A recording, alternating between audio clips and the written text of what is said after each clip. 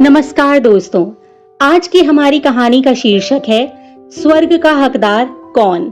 मरने के बाद स्वर्ग के द्वार पर 4 व्यक्ति खड़े थे।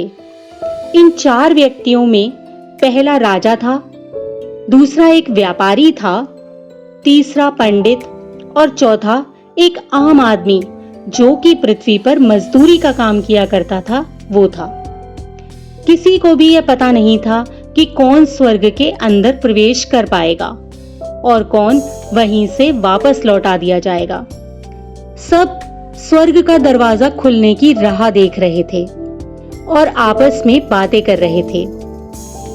जैसा कि राजा को मरने से पहले से ही ये आदत थी कि अपनी बात सबसे पहले और सबसे ऊपर कही जाए, तो राजा ने कहा, मैं बहुत प्रख्यात राजा हूँ।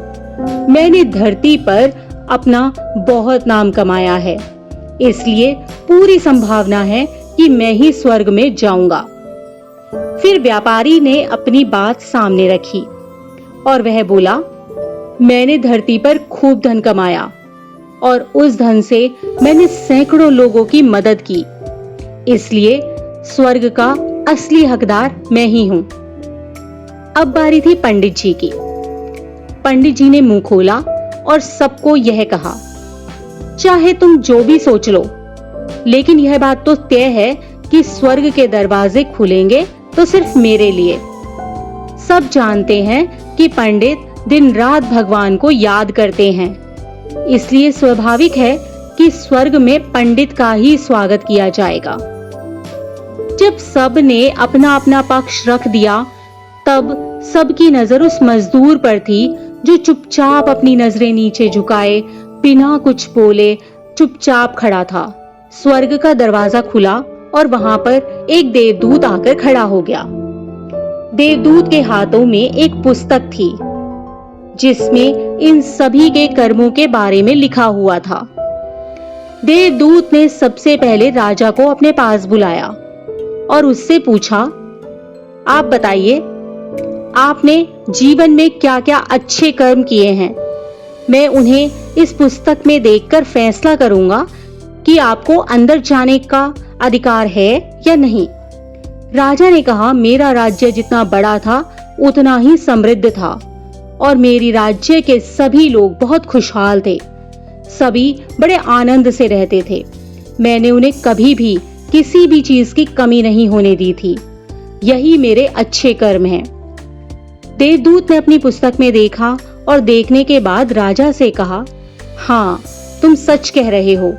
तुमने अपने राज्य की प्रजा को बहुत सुखी रखा था, लेकिन तुमने अपने राज्य की सीमा को बढ़ाने के लिए जितने युद्ध किए थे, उन युद्ध की वजह से हजारों सैनिकों ने अपनी जान गंवा दी थी और उन हजारों सैनिकों के परिवार के दुख का कारण तुम बने थे, इसलिए तुम स्वर्ग नहीं जा सकते।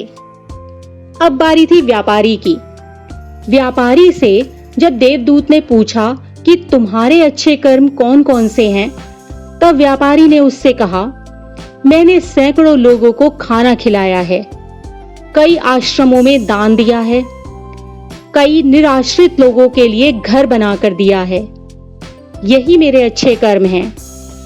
देवदूत ने फिर से अपनी पुस्तक को ध्यान से देखा और देखने के बाद व्यापारी से कहा, तुम्हारा कहना भी ठीक है कि तुमने बहुत दान धर्म किया है, लेकिन यह दान धर्म तुमने जिन पैसों से किया है, उन पैसों को कमाने के लिए तुमने न जाने कितने झूठ बोले हैं, कितनी हेराफेरियां की हैं और कितनी मिलावटें की हैं, इसलिए तुम भी स्वर्ग में नहीं आ सकते।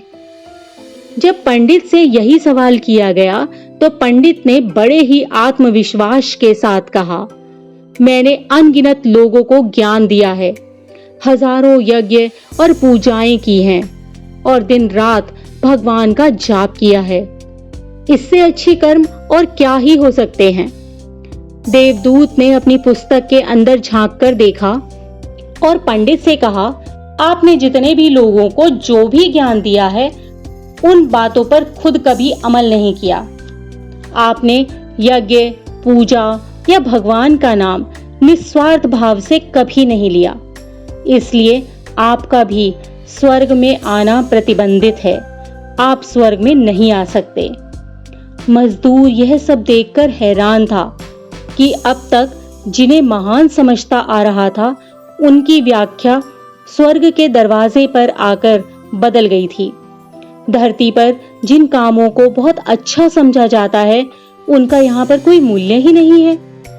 यमदूत ने फिर इस मजदूर को अपने पास बुलाया और इससे पहले कि वह उससे उसके अच्छे कर्मों के बारे में पूछता, मजदूर स्वयं ही बोल पड़ा, प्रभु, मैं जानता हूं कि मैं भी स्वर्ग में आने के लायक नहीं हूं, लेकिन मैं फिर भी बस एक बार स्वर्ग को बाहर से झांक कर देखना चाहता हूं। इतनी ही मेरी इच्छा है, क्योंकि इससे अधिक इच्छा पालने के लिए मैंने जीवन में कुछ भी नहीं किया है। मैं पूरा दिन मेहनत करता और जो भी पैसे कमाता उन्हें अपने परिवार के पालन पोषण में ही खर्च कर देता था। दान धर्म के लिए तो मेरे पास कुछ बचता ही नहीं था। लोगों का भला और सेवा मैं क्या ही करता, क्योंकि काम के बाद जो भी थोड़ा बहुत समय मुझे मिलता था, उसको मैं अपने ही बूढ़े माँ बाप की सेवा में बिता देता था। और यह सब करने के बाद मैं कभी कभी मंदिर भी चला जाता और भगवान से जैसा भी तूने मुझे दिया है उस जीवन के लिए धन्यवाद कहता। देवदूत ने अपनी पुस्तक को बड़े ध्यान से देखा और थोड़ी देर देखता ही रहा। फिर उसने मजदूर से पूछा, अच्छा, ठीक से याद करो और बताओ, क्या तुमने कभी कोई भी अच्छा काम नहीं किया? मजदूर ने थोड़ी देर और सोचा और वह बोला, हाँ, मुझे थोड़ा थोड़ा याद आया। एक बार मैं बहुत भूखा था और मैं खाने के लिए बैठा ही था कि एक बहुत ही कमजोर सा कुत्ता, जो ठीक से चल भी नहीं पा रहा था, वह मेरे पास आया और मेरे खाने को बड़ी हसरत से देखने लगा। तब मैंने अपनी रोटी उसे खिला दी थी और उस दिन मैं खुद भूखा ही सो गया था। मजदूर की बात सुनने के बाद देवदूत मुस्कुराया और मजदूर को बड़े सम्मान से स्वर्ग के अंदर ले गया। दोस्तों, अच्छे कर्म लोभ, मोह माया इन सब भाव में आकर नहीं किए जाते और ना ही उन्हें अच्छे कर्मों की श्रेणी में गिना जाता है। निस्वार्थ भाव से किया गया एक अच्छा काम भी आपके पूरे जीवन के पाप धोने की शक्ति रखता है। इसलिए जब भी मौका मिले, निस्वार्थ भाव से और अच्छे मन से हमें अच्छे कर्म करते